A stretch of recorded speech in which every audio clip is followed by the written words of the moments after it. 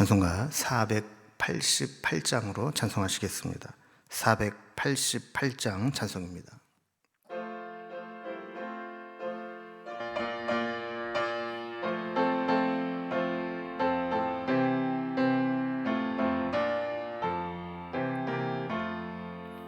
이 몸의 소망 무언가 우리 주 예수뿐일세.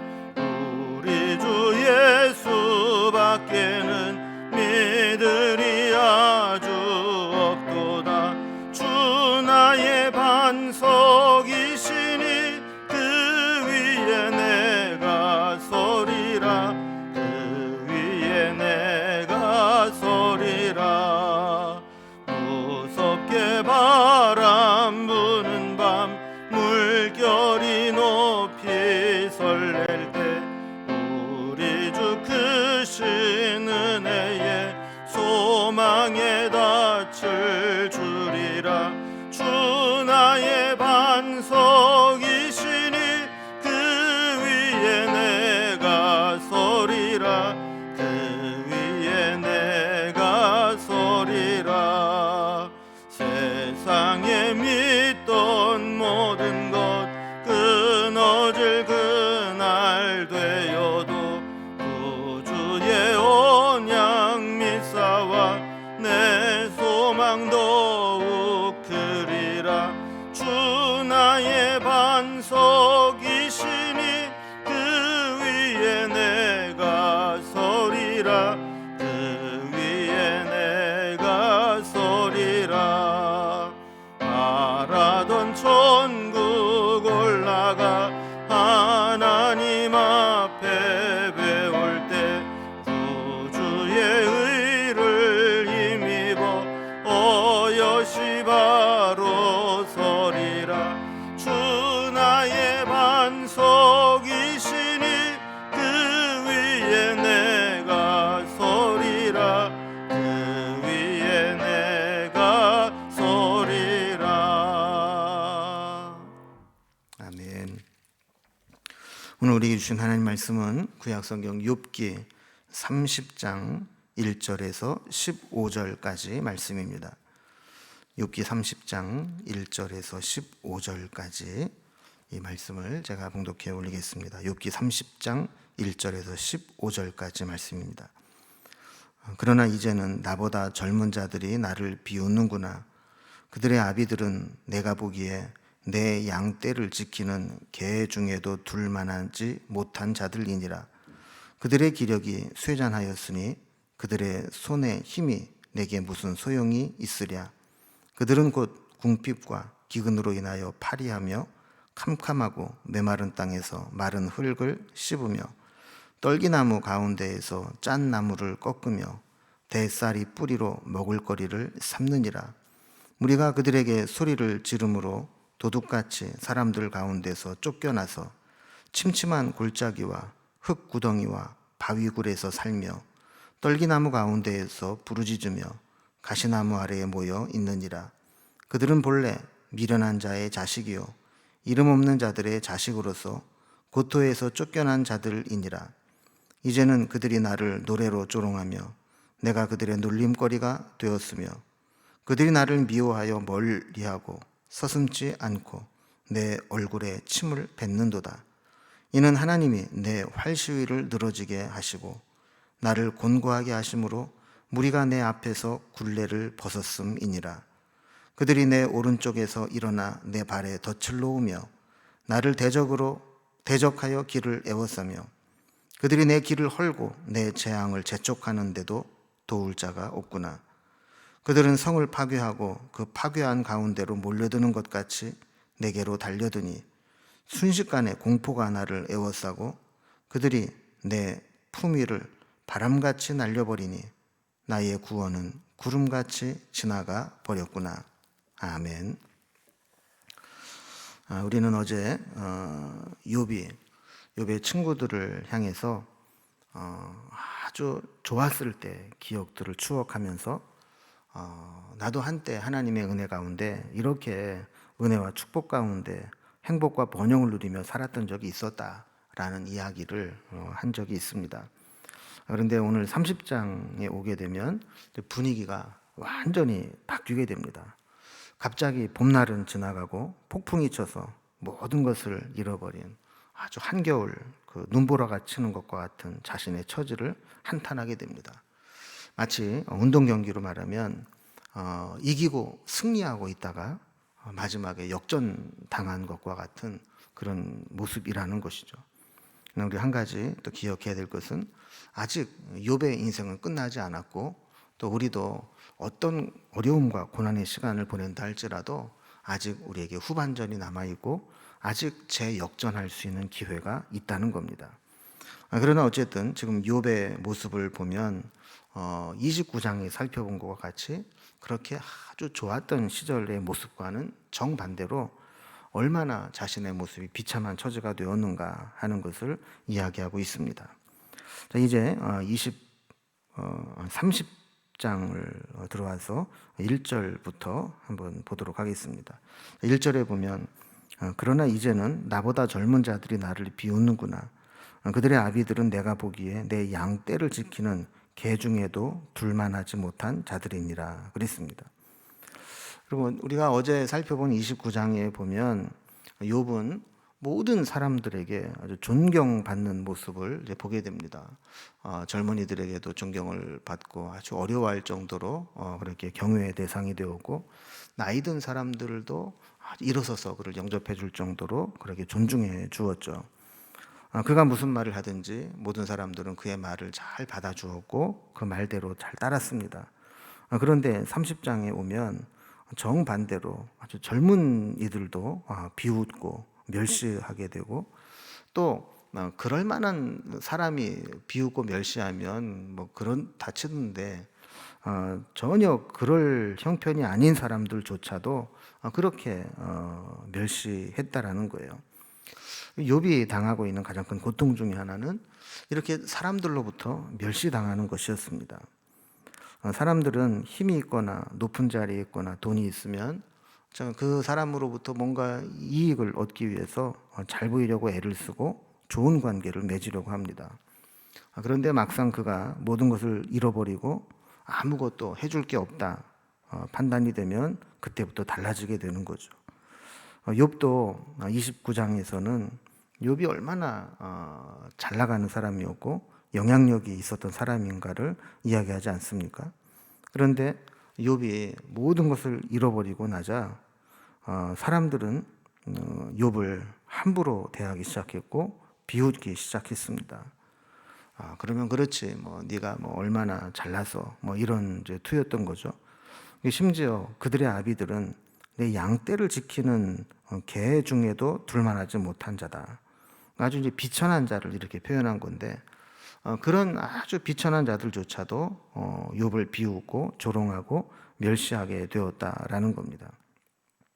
2절부터 8절까지 보면 자기를 조롱하는 자들이 어떤 사람들이었는지를 아주 길게 설명하고 있는 것을 보게 됩니다.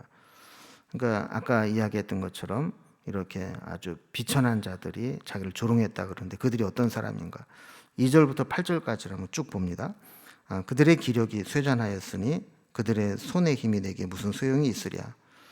그들은 곧 궁핍과 기근으로 인하여 파리하며 캄캄하고 메마른 땅에서 마른 흙을 씹으며 떨기나무 가운데 짠 나무를 꺾으며 대쌀이 뿌리로 먹을거리를 삼느니라. 우리가 그들에게 소리를 지름으로 도둑같이 사람들 가운데서 쫓겨나서 침침한 골짜기와 흙구덩이와 바위굴에서 살며 떨기나무 가운데서 부르짖으며 가시나무 아래에 모여 있느니라. 그들은 본래 미련한 자의 자식이요 이름 없는 자의 자식으로서 고토에서 쫓겨난 자들이니라. 여러분, 옛날에는 이렇게 성 안에 사는 사람과 성 밖에 사는 사람들이 구분이 돼 있었죠. 일반적으로 뭐 양반이라든지 신분이 있는 사람들은 성 안에 살았고 아주 천민이라든지 이런 사람들은 이제 성 안에 들어와서 함께 살지 못하고 성 밖에 이제 살곤 했습니다. 여기 이제 2절에서 8절까지 나온 사람들은 다 성 밖에 있었던 사람들이죠. 사람들에게 멸시당하고 인생의 밑바닥에서 정말 보잘것없는 인생을 살던 사람들입니다.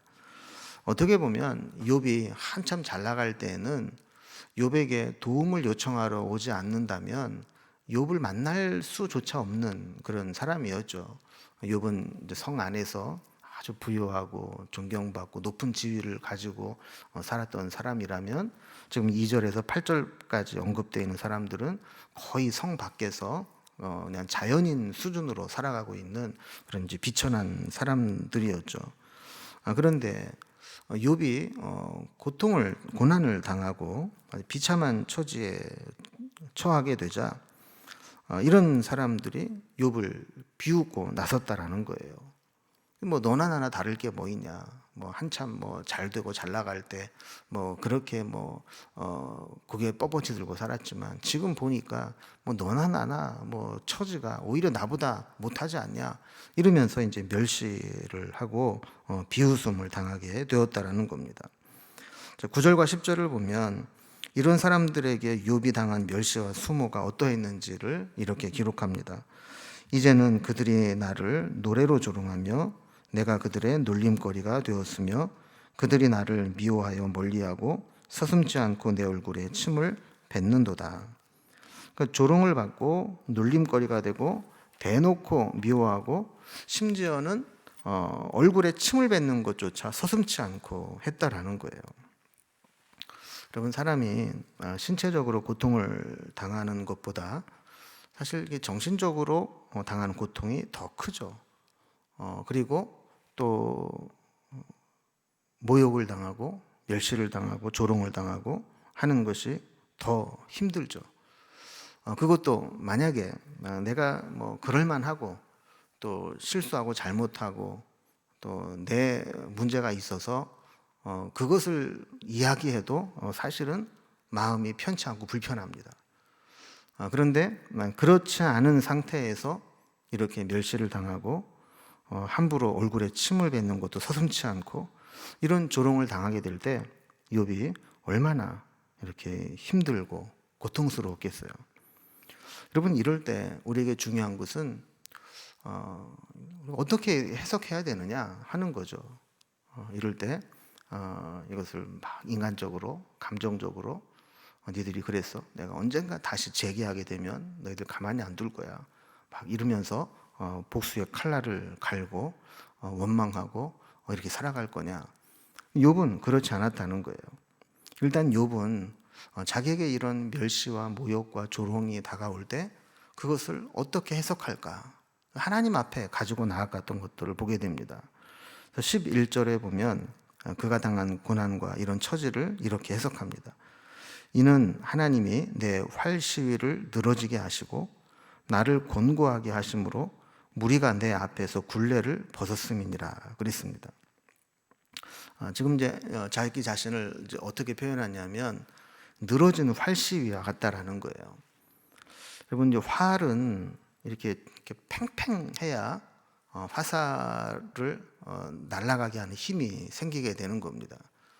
그래서 우리가 양궁하는 것들을 보고 또 우리 옛날 그 활들을 보면 힘 없는 사람은 이걸 당기지를 못해요. 그 정도로 이게 아주 그냥 그 단단하게 팽팽하게 활 시위가 조여져 있습니다. 그래서 이게 힘이 들긴 하지만 그것을 뒤로 당겨서 활 시위를 탁 먹였다가 놓게 되면 그 탄력으로 인해서 목표에 힘있게 도달을 하게 되고 또 뭐 사냥을 한다거나 또 전쟁을 하게 될 때 상대방에게 큰 피해를 줄 수 있게 되는 것이죠. 그런데 한때 그렇게 활시위가 팽팽하게 조여져 있어서 당기기만 하면 사냥에 성공을 했던 것과는 달리 지금은 하나님이 활시위를 늘어지게 하셨다라는 거예요. 하나님이 그 활시위를 늘어지게 만들어 버리면 할 수 있는 게 아무것도 없는 겁니다. 그러니까 하나님이 자신을 이렇게 곤고하게 만드셨고 또 사람들이 욥에게서 굴레를 벗었다. 이제 옛날에 욥이 힘이 있고 막 그럴 때에는 욥의 눈치도 보고 욥에게 잘 보이려고도 하고 또 욥이 원하는 것을 해주려고도 하고 이랬는데 이제 욥이 아무런 힘이 없다라는 것을 깨닫게 되자 이제 사람들이 욥은 눈치도 보지 않고 아예 투명인간 취급을 하면서 그렇게 살았다라는 겁니다. 자, 그러면서 12절과 13절에 보면 욥이 사람들이 얼마나 간사한가를 이렇게 이야기합니다. 그들이 내 오른쪽에서 일어나 내 발에 덫을 놓으며 나를 대적하여 길을 에워싸며 그들이 내 길을 헐고 내 재앙을 재촉하는데도 도울 자가 없구나. 사람이 또 이 세상이 참 그렇게 야속할 때가 있습니다. 내가 힘이 있고 잘 나갈 때는 아주 뭐 간사할 정도로 그렇게 아부를 하고 잘해주던 사람들이 막상 자신에게 도움을 줄 수 없을 정도로 망가지고 쓸모없는 자가 되었다 이렇게 판단을 하게 되면 그때부터 완전히 딴 사람으로 변하는 거죠. 그리고 심지어는요 가장 친하고 가까운 친구도 변하여 배신을 할 때가 있고 때로는 정말 나를 도와주는 것처럼 다가왔지만 결국에는 내 발에 덫을 놓고 또 대적하여 길을 에워싸 막아버리고 길을 헐고 재앙을 재촉하는 것과 같이 그렇게 하는 사람도 있다라는 거예요. 쉽게 얘기하면 그래서는 안 될 사람이 우리가 흔히 말하는 대로 등에 칼을 꼽았다는 것이죠. 그러니까 뭐 마땅히 저 사람은 나한테 뭐 잘해줄 사람이 아니야. 이렇다면 뭐 그래도 상처가 좀 덜하겠지만 정말 나에게 잘해주는 것처럼 다가오고 나에게 은혜를 입은 사람이고 나에게 마땅히 도와줘야 될 사람인데 잘해주는 것처럼 하다가 결국 뒤에서 칼을 꼽는 것과 같은 그런 사람도 있다라는 겁니다. 그래서 욥은 지금 완전히 절망스러운 상황입니다. 사람들에게는 어떠한 소망도 기대할 수 없는 상황입니다. 그래서 14절과 15절에 보면 이런 절망스러운 심정을 이렇게 이야기합니다. 그들은 성을 파괴하고 그 파괴한 가운데로 몰려드는 것 같이 내게로 달려드니 순식간에 공포가 나를 에워싸고 그들이 내 품위를 바람같이 날려버리니 나의 구원은 구름같이 지나가 버렸구나 그랬습니다. 그러니까 욥은 지금 자기를 힘들게 하고 자기를 공격하고 등 뒤에서 칼을 꼽고 이런 사람들을 뭐에 비유하냐면 성을 점령하기 위해서 전력을 갖추고 거세게 밀려오는 적군과 같이 그렇게 자기에게 몰려들었고 달려들어 왔다라는 거예요. 여러분 보통 성을 점령하기 위해서 공격하는 부대는 최소한 3배 이상의 전력을 갖추어야 방어하는 이 성을 무너뜨릴 수 있다고 합니다. 그러니까 이제 이것을 아는 군인들이 얼마나 치밀하게 계획을 세우고 얼마나 많은 병력들을 동원하고 얼마나 많은 기술들, 장비들을 가지고 공격해 오겠어요. 여기서 만약에 성이 무너지거나 성문이 열려지게 되면 뭐 속수무책으로 당할 수밖에 없는 건데 그런 상황처럼 이렇게 몰려오게 될 때 당하는 입장에서는 순식간에 공포가 나를 에워쌌고 또 그들이 내 품위를 바람같이 날려버렸다 그래요. 여러분 욥은 사실 그동안 얼마나 존경받는 사람이었습니까? 사람이 물질적으로 성공하는 것도 중요하지만 사람들에게 존경받는 사람이 되는 것도 중요합니다. 여러분 세상에서 성공하는 것도 중요하지만 성공은 한 것처럼 보이는데 사람들에게 존경받지 못한다 그러면 얼마나 불쌍한 인생입니까? 근데 욥은 세상에서 정말 성공한 것처럼 보였고 부요함과 인정도 받았지만 그에 못지않게 명예와 위엄과 사회적 지위를 잘 유지하고 살았던 사람입니다. 그런데 그가 고난을 당하고 또 미천한 자들이 함께 조롱하고 공격해오고 멸시하고 이럴 때 그가 지금까지 쌓아왔던 품위가 바람같이 날려버렸다라는 거예요. 그래서 그가 지금 자신의 상황을 결론 내리고 있는 것은 나의 구원은 구름같이 지나가 버렸구나. 우리가 흔히 뜬구름 잡는다 하는 것처럼 구름이 의미 없는 게 없다라는 것을 표현하는 것이죠. 지금 구름이 막 있다가도 바람이 불거나 이렇게 돼서 구름이 흘러가 버리면 그 흔적도 찾을 수 없는 것과 같이 지금 욥은 구원의 여망이 없고 지금 바라볼 것이 아무것도 없는 그런 상황이라는 겁니다. 여러분, 어제 말씀과 오늘 말씀을 이렇게 비교해 보면 하나님의 뜻을 우리는 다 알 수는 없습니다. 그러나 하나님은 때로 믿음의 사람이라 할지라도 시련도 함께 주시는 것을 보게 됩니다. 우리가 뭐 좋게 의미를 부여해 본다면 늘 맑은 날만 있으면 그곳은 사막이 된다라는 거예요. 우리가 맑은 날 좋지만 뜨거운 태양빛만 매일 내려지게 되면 다 말라 죽는, 살 수 없는 사막이 되는 거죠. 그래서 때로는 뭐 무섭지만 폭풍우도 몰아치고 장마비도 쏟아지고 또 비가 내리고 이런 날도 흐리고 번개치고 비 오는 날도 있어야 그곳에 수분을 머금고 생명이 살아날 수 있는 거 아닙니까? 우리가 육신적으로만 본다면 풍요롭고 성공하고 잘 되기만 한 것이 좋지만 영적으로 본다면 때로 이렇게 욥이 당한 이 고난의 폭풍우와 같은 시련의 시간을 또 필요할 수 있다라는 겁니다. 하나님은 필요한 만큼 우리에게 시련을 주시고 감당할 수 있는 시련은 우리를 더 성장하게 만들고 강하게 만드는 겁니다. 그래서 우리가 너무 신앙이 어리고 감당할 수 없는 상황에서 시련이 닥쳐오면 우리는 그 시련을 견디지도 못하고 꺾여버릴 수밖에 없죠.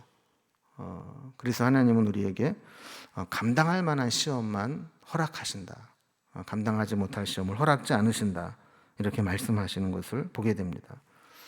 욥도 그 인생 가운데 어제 살펴본 것 같이 봄날만 있는 것은 아니고 오늘 살펴본 말씀과 같이 아주 눈보라치는 한겨울과 같은 어둠의 시간들을 보내기도 합니다.